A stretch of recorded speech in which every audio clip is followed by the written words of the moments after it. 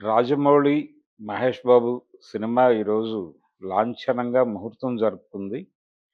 అయితే ఈ సినిమా కోసం ఏళ్ల తరబడి వెయిట్ చేయాల్సిన పరిస్థితి ఉంటుందేమో అనేటువంటి ఒక అభిప్రాయం. అంటే ఈరోజు లాంఛనంగా పూజ ప్రారంభమైంది గానీ, పూజతో ముహూర్తం చేశారు. అయితే రెగ్యులర్ షూటింగ్‌కి టైం పడుతుంది అనేటువంటి మాట వినిపించింది.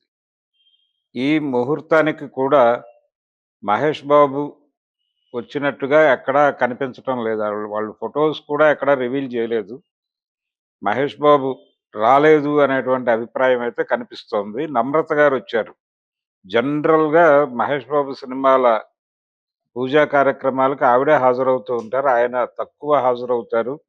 మేబీ ఆయనకేదో సెంటిమెంట్ ఉన్నట్టుంది. పూజా కార్యక్రమాలకి హాజరైతే సినిమా రిజల్ట్ తేడా అవుతుంది. ఇలాంటి సినిమా వాళ్ళకి సెంటిమెంట్లు ఎక్కువ గాబట్టి, ఆయన వాంటెడ్‌గా అవాయిడ్ చేశాడా అని ఒక డౌట్. నిజానికి ఈ డౌట్ మొదటి నుంచి ఉంది. ఆయన వస్తారా? రారా ఈరోజు అని.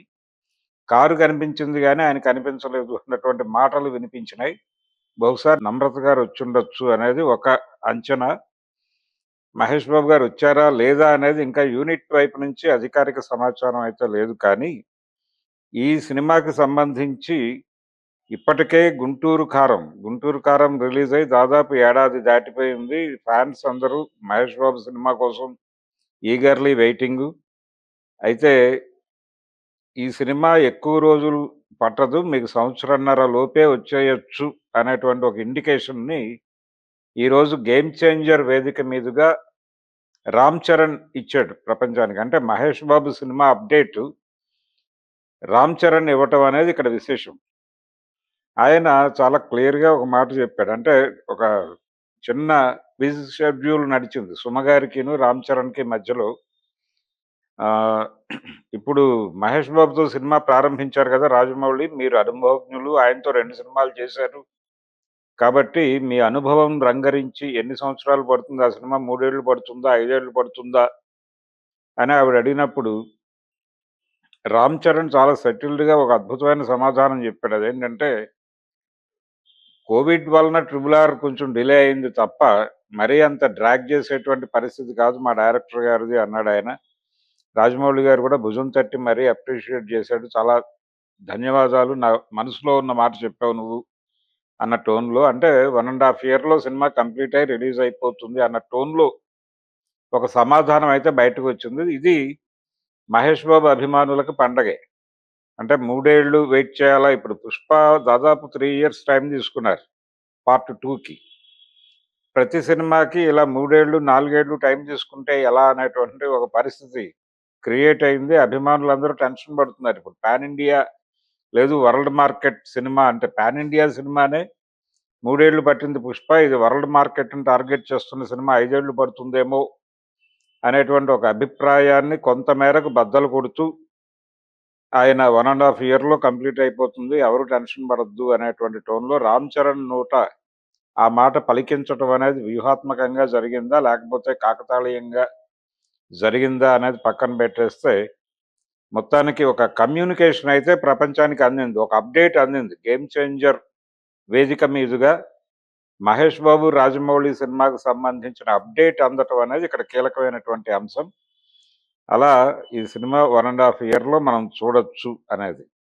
'దిల్ రాజు' గారు రేపు ఎలాగూ మన రాజమండ్రిలో ఈవెంట్ ఉంది గదా! అక్కడ మాట్లాడుకుందాం, ఇక్కడ తక్కువ మాట్లాడదాం అన్న పద్ధతిలో ఏదో కాషన్ నోటీసులు సర్వ్ చేసినట్టుగా వినిపించింది ఒక మాట.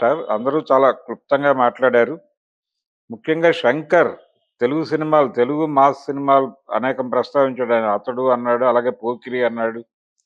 ఈ సినిమాలు తనని ఇన్‌స్పైర్ చేశాయి అన్నాడు. మాట్లాడుతూ అంటే రాజమౌళి ప్రస్తావన తీసుకొచ్చి సౌత్ సినిమాని ఈ రోజున గ్లోబల్ మార్కెట్‌లో నిలబెట్టిన ఘనత ఆయనదే. మేమందరం చేసింది తక్కువే, తను చేసింది ఎక్కువ అన్నట్టు మాట్లాడాడు. నిజానికి 'శంకర్' సినిమాలు అద్భుతమైన విజయాలు సాధించింది సౌత్ మార్కెట్‌లో. సౌత్ మార్కెట్ అంతా క్యాప్చర్ చేయగలిగాడు గానీ, ఆయనకి బాంబే మార్కెట్టు కొంత ఇబ్బంది పెట్టిన సందర్భమే చూసాం మనం. 'శంకర్‌ని' గాని, 'మణిరత్నాన్ని' కూడా. కాకపోతే కొన్ని వీళ్ళు ఎక్కువ స్కోప్ దొరికింది. సౌత్‌లో బిగ్ డైరెక్టర్ అంటే ఒక దశలో 'శంకర్' పేరే వినిపించింది. ఎందుకంటే ఆయన సినిమాలన్నీ కూడా చిన్న అంశం తీసుకొని అద్భుత రసంలో చెప్పడం అనేది ఆయన టెక్నిక్.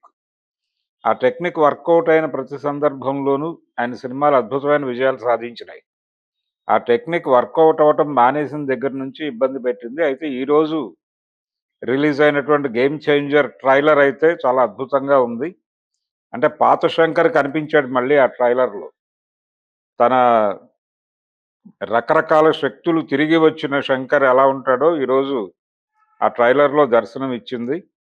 పర్టిక్యులర్‌గా ఆహ్, ట్రైలర్‌లో చూపించినటువంటి 'రామ్ చరణ్' అయితే చాలా సెటిల్డ్‌గా ఉన్నాడు. కాన్ఫిడెంట్‌గా ఉన్నాడు. ప్రతి ఒక్క క్యారెక్టరు చాలా బలంగా తీర్చిదిద్దినట్టుగా కనిపించింది ట్రైలర్‌లో. ఇది ట్రైలర్ చూడడానికి ముందు వరకు ఈ సినిమా ఎలా ఉండబోతోంది అనే దానిలో అనేక సందేహాలున్నప్పటికీ, ఈ ట్రైలర్ చూసాక వీళ్ళు డెఫినిట్‌గా కొట్టబోతున్నారు అనేటువంటి ఒక కాన్ఫిడెన్స్‌నయితే ఇచ్చింది. ఈ సినిమా మీద విపరీతమైన బజ్ అయితే లేదు క్లియర్‌గా. అంటే 'శంకరే' దానికి కారణం ఒక రకంగా. 'భారతీయుడు 2' అనేటువంటి ఒక డిజాస్టర్ మీదుగా వస్తున్న సినిమా ఇది.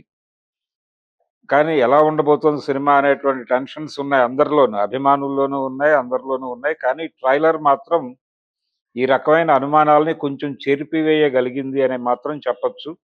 ట్రైలర్ ఒక హోప్ ఇచ్చింది.